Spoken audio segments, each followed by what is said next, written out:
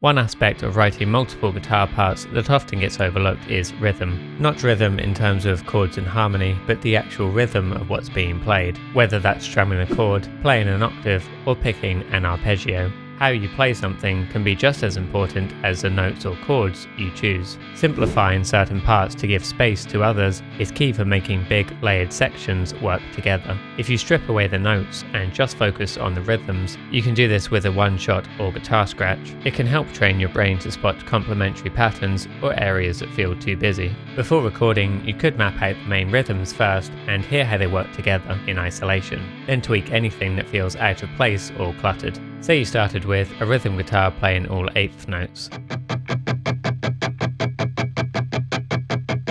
and a lead guitar on the offbeats.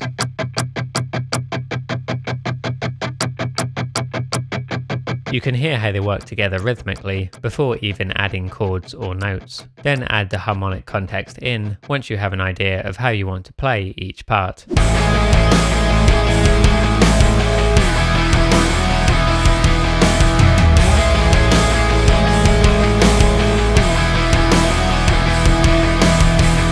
This isn't something you need to do every time, but if you struggle with rhythm in general, it can be a helpful exercise to try out.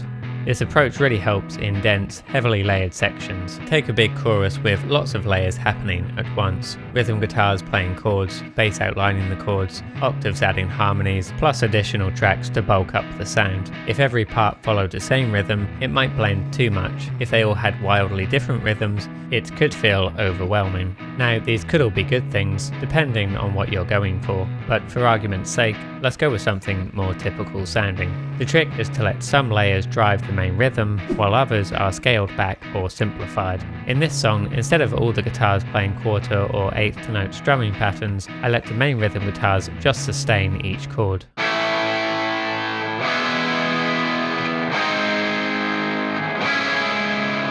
Which left the movement to the acoustic and octave parts.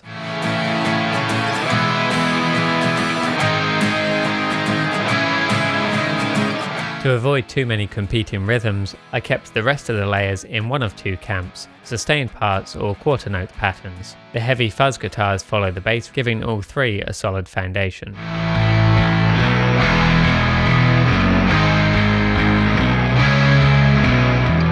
The organ adds more harmonic colour, but sustains like the rhythm guitars.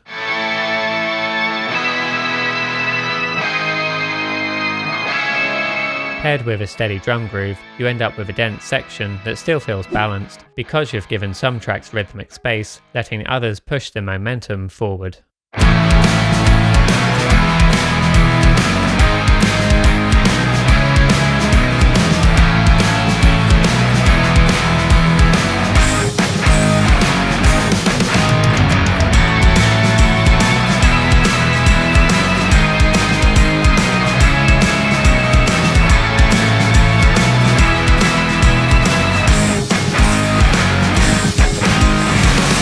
Now that you've got some rhythmic layering ideas in mind, the next step is to explore how those rhythms interact with other types of parts. This video dives into more ways to layer guitar tracks, from chords and octaves to leads and beyond.